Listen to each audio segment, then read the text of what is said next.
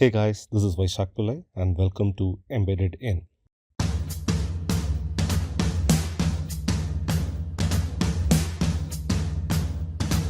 In a previous video when we used AWS IoT as the MQTT broker, we saw that we have to do two things before we connect a device. One is to create a thing, and the second part is to generate a certificate which can be used with this thing. This is good enough when we are experimenting with AWS IoT, but now when we have to manufacture thousands of devices, if not millions, manually doing this is not practical. The answer to this is a process called JITR, or just-in-time registration, which is offered by AWS. So what we do is, instead of assigning each device certificate, we tell AWS IoT that I have a CA or a certificate authority that will be issuing certificates to my things. So please trust this particular CA, and by association, all the device certificates that are issued by this CA can be trusted. So when we manufacture devices in our factory, we'll get the CA to issue certificates and the thing can go connect to AWS IoT. But this only solves one part of our problem, the part where we need a certificate which AWS can trust to let the device connect to our instance. The second part is about creating the thing itself. So to address this, what we do is we register a Lambda function with AWS IoT and tell that anytime a new device is coming with a certificate that has not been registered before, call my Lambda function and pass the information about this new certificate that is coming in. And in this Lambda function, we'll look at the details that are there inside the certificate and then create a thing. So this way, without manually doing any of these steps, we can just issue certificates to devices, and when they connect for the first time, the thing will be created on behalf of the certificate. And whatever policy that needs to be attached can also be attached by the Lambda function. So this is what we'll see in action. Let's get started.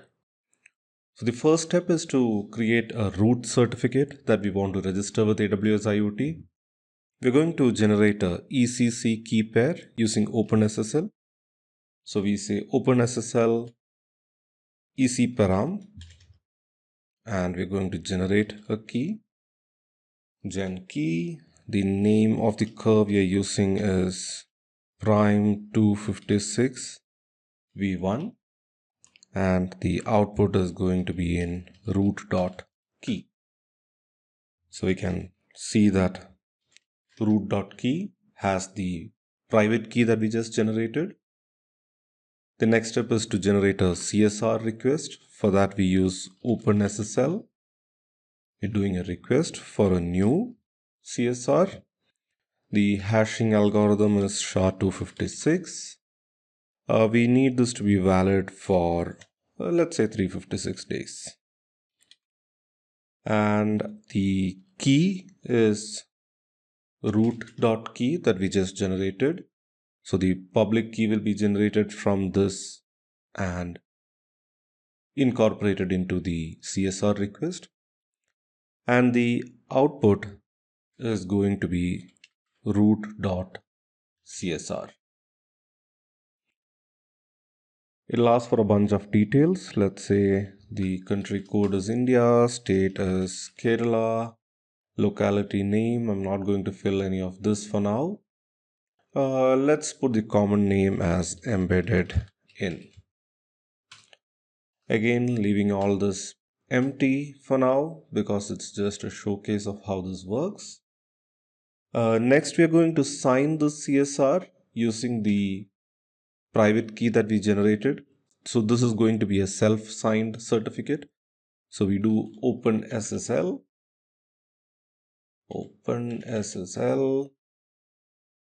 and we're going to do a request for signing with,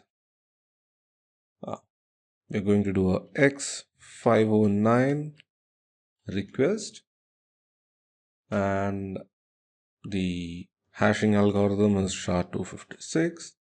It needs to be valid for 356 days, and the key that we're using is root key itself for the signing.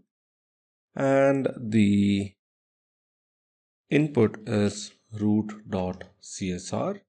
The output should be root.crt. This should be OpenSSL request for X509, not the other way around. You can ignore the warnings for now. This would have generated the certificate. We can see the certificate details by giving OpenSSL, and we will use X509 module here. We want to see the certificate in text format, and the input is root.certificate CRT, and let's pipe this to less so that it is within the console. So you can see that a certificate has been generated with the parameters that we provided, and all the parameters are there in place. You can also see that the public key has been generated and put into the certificate. That is the most important parameter, I would say. So now that we have a CA certificate, we need to register this with AWS IoT. The first step is to get a registration code. So for that, we give AWS CLI IoT, and we say get registration code. So I'm assuming that you guys would have already set up the AWS CLI, and when you run this, you get a registration code. So for jitter process and for registering the CA, this registration code should be put into the CN field of a verification certificate, and then we send the verification certificate along with the CA certificate to AWS IoT, and that is how we prove to AWS IoT that we have access to the private key corresponding to the CA certificate that we are going to register. So again, we follow the same process. We are going to generate a key pair for the verification certificate. So we use OpenSSL, EC and we are going to create a new certificate. We are going to do gen key, and we are using the curve prime 256 v1, and the output is going to be in verify.key. Now we have a key. We can see the verification key by catting it. And next we need to generate a CSR.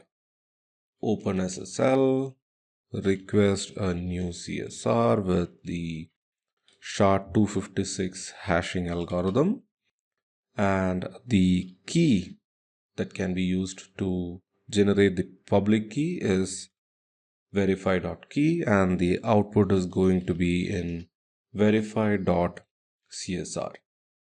We'll leave all these parameters empty. We just essentially need to have the CN field populated with the registration code that we got, and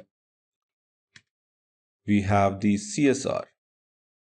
Next, we are going to sign this CSR and create a verification certificate by using the CA certificate key. So we do OpenSSL. We're going to use the X509 module here, and this is a request going with the CA of root.crt. That is the root certificate. The CA key is in root.key. We need to create a SRL file, so we are going to do a CA create serial, and we are going to input the verification CSR, and we are going to pipe the output to verify.crt. We don't need a huge validity for this because we're just going to use this for immediate verification of the CA. So let's say the validity is 1 day and the hashing algorithm is 256. Did I miss any parameter? Doesn't look like. So great. we have the certificate. We can see this. We can see the contents of this by passing it to OpenSSL, and we want to see the X509 in text format. So text here. The input is verify.crt, and we are going to pipe this to less. Yeah. So we can see that all the defaults were entered there, and the issuer name is in fact the CN embedded in. All right. So now the next step is to register this CA certificate to the AWS IoT console and activate it. So for that, we will again use the AWS CLI. Let me clear the screen here. So we say AWS IoT register CA certificate. It should come here. Okay. The CA certificate is in file root.crt, and the verification certificate, I don't think tab will, okay, yeah, verification certificate is in file verify.crt. Let's see what happens. All right, so a certificate would have been created in the AWS IoT console. If we go to the console, we can see that there is a CA certificate, but it is not activated, and the auto registration status would also be false or disabled rather. So we're going to select this certificate ID, and we are going to activate the certificate. So for that, we again give AWS IoT update CA certificate. That's the command we're going to use. The certificate ID is going to be what we just copied, and the new status is going to be active, and we are also going to enable new auto registration. Let's see. Okay, auto registration is going to be enabled. All right, so now we can go to the AWS IoT console and see if this certificate has been in fact created and activated. So I am in the AWS IoT console in the where the CAs are, and we can see that there is a new CA certificate, and that it is the auto registration is enabled, and even the status of the certificate is also in the enabled state. So this is the certificate that we just created. We can see that the CN is embedded in, and the next step now is for us to set up a bunch of Lambda functions, or in fact just one Lambda function, to process the just-in-time registration. So what happens is, if we issue a device certificate using this CA certificate, and if that device tries to connect to this instance of AWS IoT, we need a mechanism by which that device can be allowed to connect.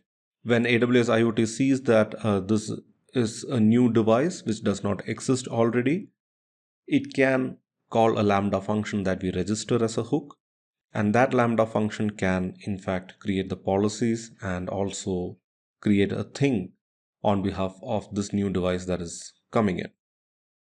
So before we go to the Lambda function, we need to create a thing policy and a thing type, which we will be using in the Lambda function. So we go to manage and thing type. We need to create a new thing type. Okay, I have a embedded in here. Let me delete this. And okay, I need to first depreciate it, confirm, and then delete. Okay, I need to wait for a while. Okay, we'll come back and do this creation. We also need to create a policy. So for that, we go to secure and click on policies, create a new policy. The policy name is going to be device policy. Since this is going to be a test policy where we are not going to think about the production constraints, we are just going to allow every operation for every resource. We say allow and create. So a policy would be created here, and we can see that all resources within IoT star is allowed if this policy is applied. The next step is to go to Lambda functions. Let's click on Lambda. So we need to create a new Lambda function. We click on the create new, we'll author from scratch. The function name is going to be JITR. I'm going to use Python 3.6 runtime, and we are going to use an existing role which already has the permission. So this is AWS IoT role. In case you don't have this role, you have to create one where it has full access to AWS IoT and CloudWatch. And let's see if something needs to be changed in the advanced settings. Nothing there, and we are going to create the function.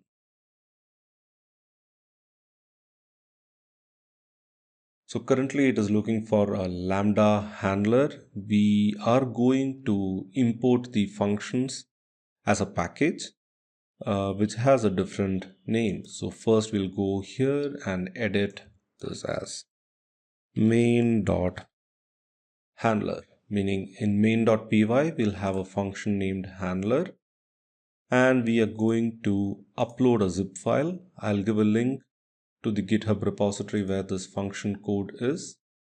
Alright, so I'm going to upload this package. This package mainly contains a fixed version of the OpenSSL library and a main function code file. Alright, so this code has been loaded. All the dependencies are here. And we have this main.py function, and we have a handler. So essentially what this does is when the function is called, it'll look at the certificate that is incoming and look in the CN field of that certificate to get the serial number of the device. And this serial number will be used to create a thing and register the thing on behalf of this incoming certificate. So we will go back to the IoT console. And now we are going to tell AWS IoT to call our Lambda function whenever there is a new device coming in with a new certificate. For that, we will first go and create the thing type, which we were supposed to delete. Okay, delete it from here, and we're going to create a new type. Let's give the name as embedded in. This name is used inside the code, so if you're making a change here, you need to also make sure that the Lambda function is updated. This is required so that it is easier for us to group all the different devices that we are creating as part of the JITR flow. Next, we go to Act and we create a new rule. This is the JITR rule that we are creating. And what we need is select star from $AWS events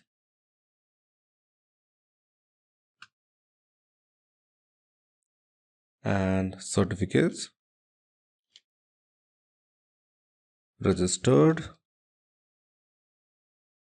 and we are supposed to give the CA certificate ID here. In this case, I'm just giving hash so that irrespective of what CA certificate is used, the Lambda function gets called. So what is the action here?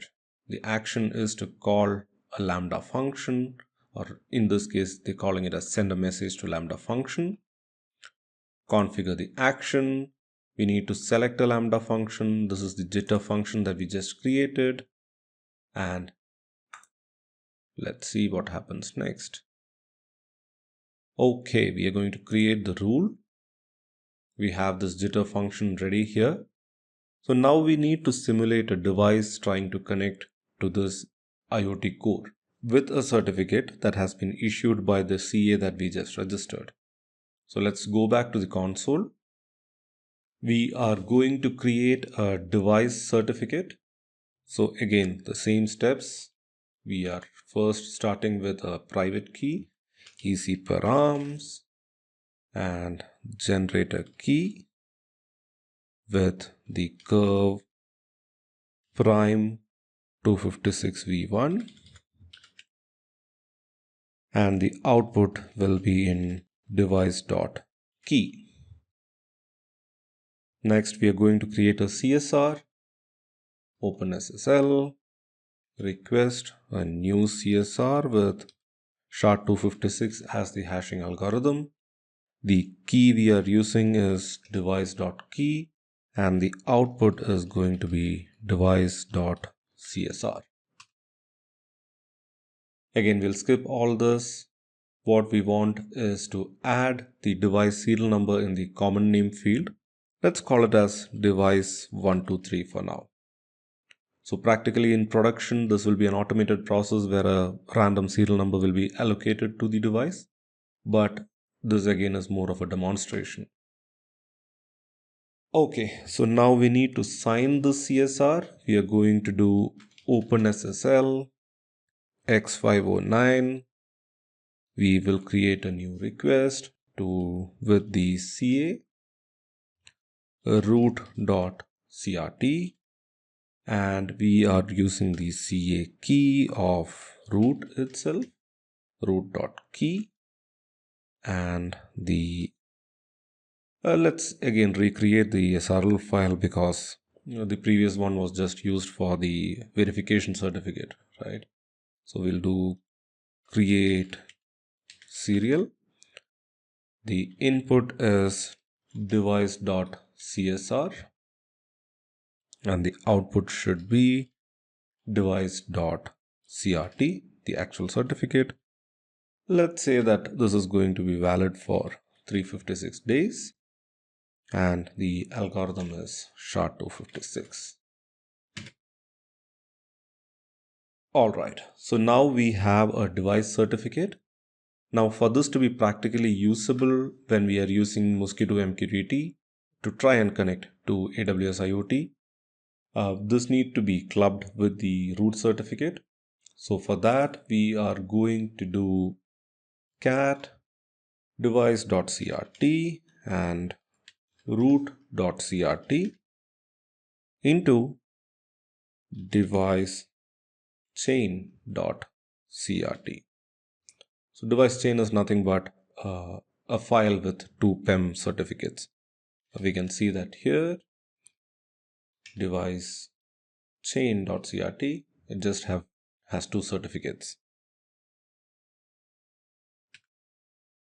Now we will use Mosquito Pub to try connect and publish a message to the AWS IoT core that we configured the CA in. So for that, let's go inside the Mosquito folder and do a Mosquito Pub. Mosquito Pub, and the CA file is going to be the AWS, it is named as Amazon CA1 PEM. The certificate is going to be the device chain certificate we created. The key is going to be the device.key file, and the host name, I have copied the host name from the AWS IoT console. So in case this is new to you, you can watch the previous video where we had described how to use AWS IoT core as a MQTT broker. The port is 883,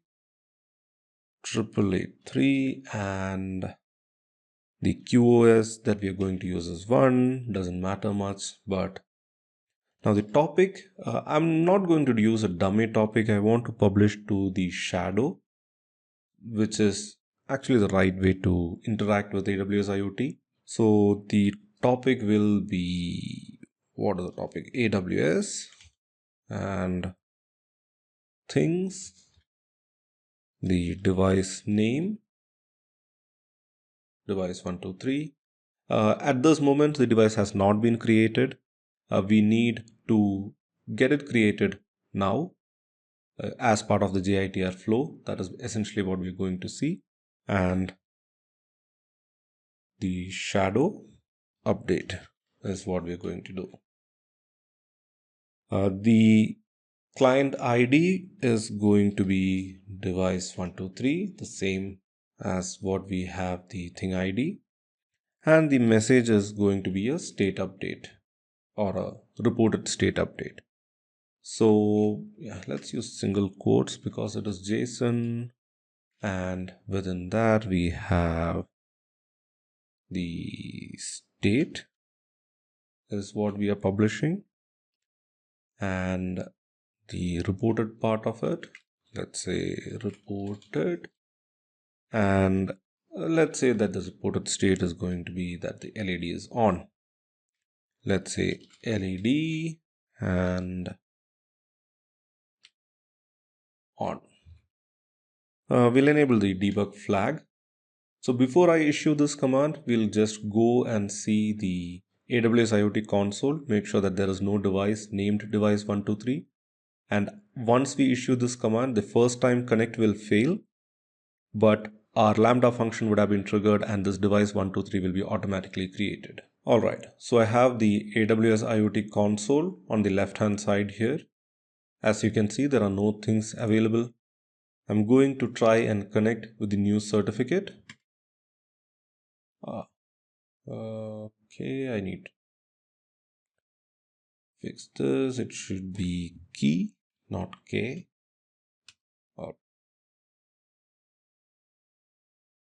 Let's see what is wrong.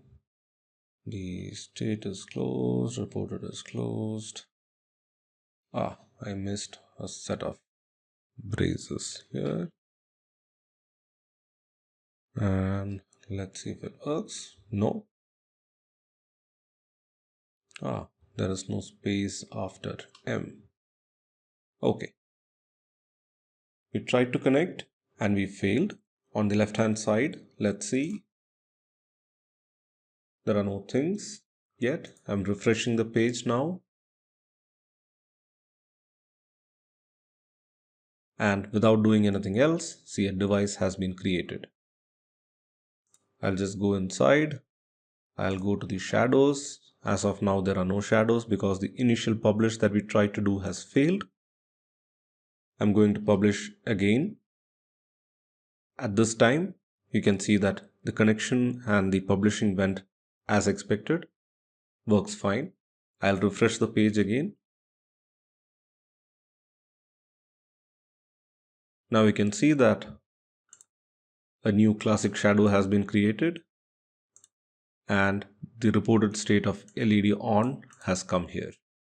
So what we saw is using a Lambda function and by just registering a CA, we'll be able to automatically create devices if the device is connecting with a certificate issued by that CA.